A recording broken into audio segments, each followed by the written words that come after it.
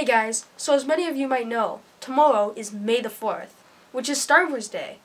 Now I wanted to celebrate it in the most propish way possible, so I made my own mask for the villain from the new Star Wars movie. And I didn't exactly make a tutorial, but I made a walkthrough for it. So let's get into that. Hey guys, it's Farrell. If you've seen the new Episode 7 trailer for the new Star Wars movie coming out later this year at Christmas, you know how awesome the main back character is with that awesome sword lightsaber thing. Well, he has a very particular mask, and I thought what better video to make than a video making that mask. Here I have two templates which I've made from images on the internet. This one is from the movie poster, and this one is from the actual prop mask at a display somewhere in San Francisco. I have this to get this nice side detail pieces, and I have the front one to get the main wavy line pieces and the main mouth cover. I'm going to be using this thin plastic for these chrome lines going down it, and for other things I'm going to be using this thin cereal box like cardboard from these boxes. This is a budget build, so I will be using very recyclable materials and obviously some hot glue. So, first thing I want to do to start is I just want to get some scissors, and I just want to cut out the basic designs from each one. Alright guys, so now that I'm done with all of my templates, which I just wrote here, I've traced them onto this cardboard. As you can see, it's kind of hard to see, but I've traced all of the designs onto this, and I'm going to cut it out with scissors. And for the sections with the holes in them, like this piece, I'm going to have to use an X-Acto. Hey guys, so I have the main pieces done here of the mask, and as you can see, these pieces overlap here. Just using the reference image and tracing it onto the cardboard and basing everything, then it's going to be wearable. I'm just going to hot glue that in place by taping it and gluing on the back. Hey guys, so I got the rest of the mask done, well, the base, and it's just made out of the pizza box. And I've cut out these sections, and they are starting to peel up because the glue I'm using is like tacky glue, and I didn't clamp it down because I don't have enough clamps. But yeah, I'm gonna add some hot glue to those. Hopefully that'll hold. Hey guys, so I finished up on gluing all the detail pieces on, and now it's time to paint it. Now, I don't like using spray paints. I hate them. They're awful because you can't do any very detailed work unless you use masking tape. So I'm going to be using acrylic paints because they're very easy to work with. And what I'm going to do is I'm just going to prime it with some black, and then I'm going to put silver on, and we'll go from there. Hey guys, so I'm back, and I have done the black coat here and waited for that to dry, and now it's time to go over it with the silver on only these details and this detail. I'm not quite sure about these. I'll probably end up painting them, and I'll just paint on top if I got them wrong. Hey guys, so I'm back, and I did the silver paint, and I tried not to make it so it had like no brush marks. I kind of liked the brush marks because it kind of looks like brushed aluminum and kind of like steel actually. So if I get my reference image, which is horribly cut out right now, you can kind of see the basics.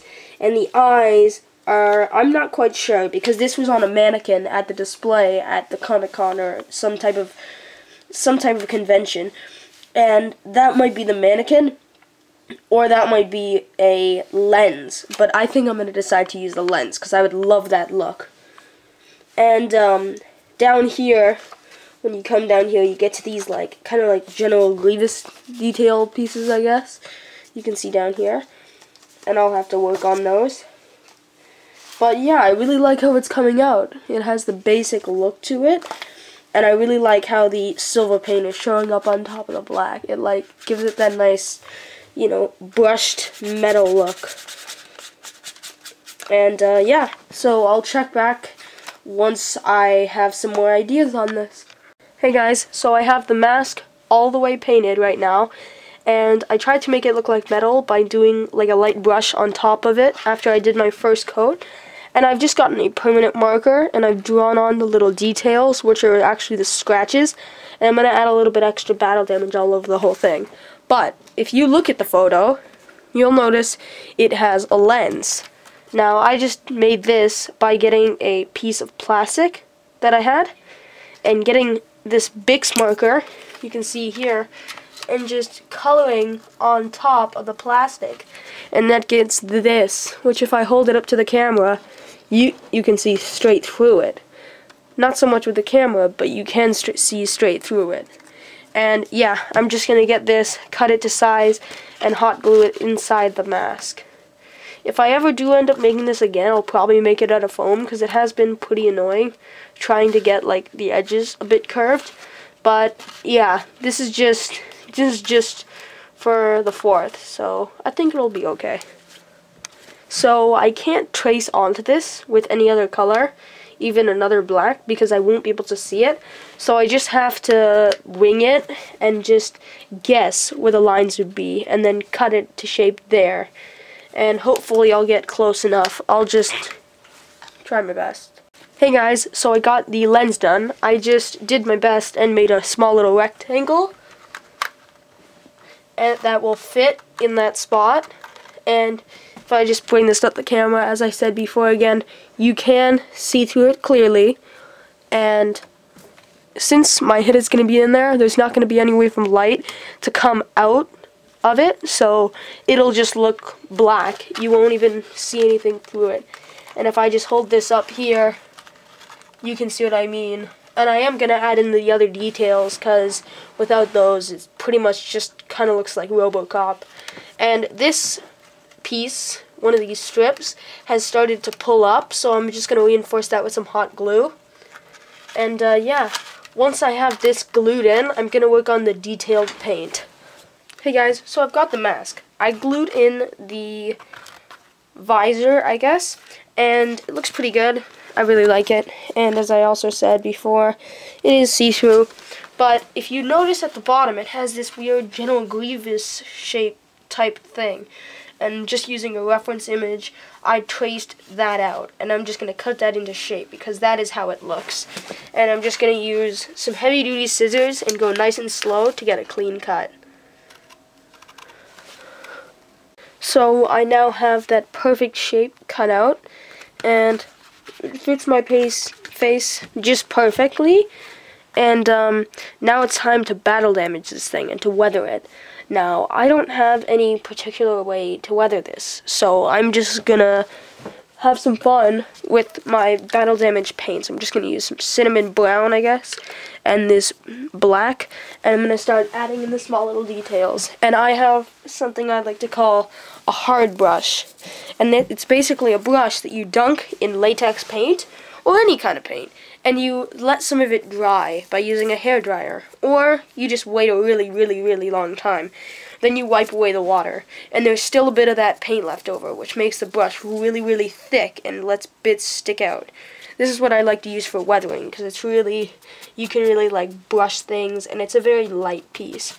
So I'm just going to be using a piece of scrap cardboard to hold the paint. I'm just going to get some, and I'm just going to like add it into the detail portions, which are in the actual photo. And I'm not quite sure what I'm going to do about the areas, because I don't have a good chrome acrylic paint, and I really don't want to use spray paint on this, because spray paint on top of acrylic doesn't look the best. But yeah, it looks shiny enough to me, and I'm going to put some black in between those edges, because that's what's there. And I'll probably add maybe a little bit of orange, maybe a tiny little bit, just to give it a bit of a glow, like it does have. And yeah, hopefully I'll get as close to the picture as possible. And that's about it for my battle damage. I think I'm going to go in with a little bit of brown, but that's about it. And I'm just going to attach the string on either side, and pretty much done.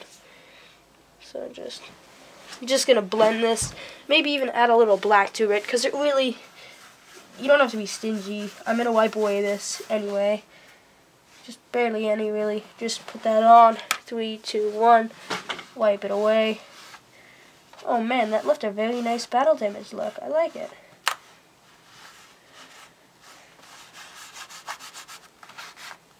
Nothing is perfect in Star Wars. Nothing. Everything has a scratch.